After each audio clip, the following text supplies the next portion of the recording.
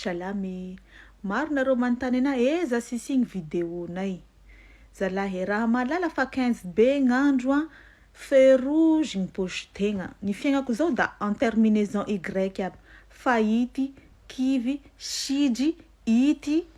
Fa nagnambola ny mampikapokapoky fahatany io. Misy aspi aby hanao. Ary mahagravy anazy mitovy symptôme amin'ny Covid. Ohatrany te hiakasakasy ny maripananao, te ho kendakendanao, te hikoakoaky maika anao, ay le izy moa le tazoka rena. Ho olo adala amizay anao amty tragno ty, savasavanao poketranao taloha sao de misy vola tavela agnatiny io. Tadidinao aby gn'olo anagnanao tosha. Ansonao amizay reo takenao ny tosanao, ka ero gny manatosha aminao. Ao si voa. Hatrany commentaire tegna agnaty Facebook aby ohatrany sy mendrika.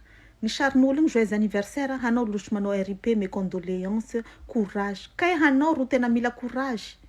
De vola ny sy fanagna to satria lerany hanao misy le vola. Ohatrany miresaka aminao zay andao hi dépense. Ohatrany hoe androany farany aignanao ambony tany ety handanianao ny volanao aby. Malera sy avy raiky. Ny fanina aby ny produit de beauté anao miaraky lany hatramin'ny colgate-nao. Ao miboaboaka aby amizay ny pandanao manao je suis là.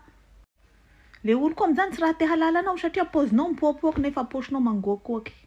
Rabo hosina lahelo zay anao tamin'ny Ndribenao ny maty mihosany tamin'ny Elisabeth maty ho.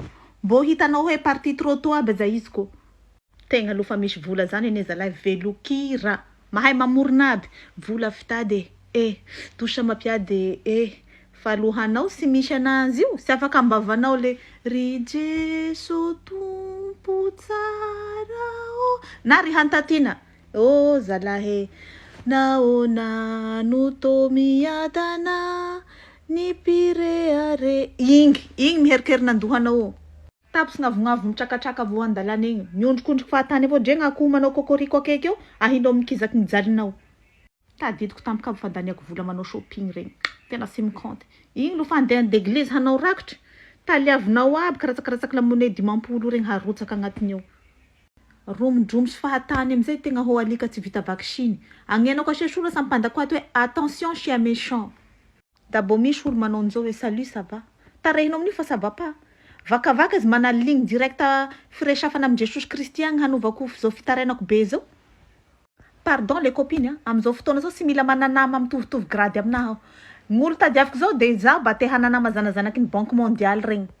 Namanama mpamosavy reto. Ka ero miinvité anao keto raha tiky paiement à l'américain. Chacun pour soi, Dieu pour tous.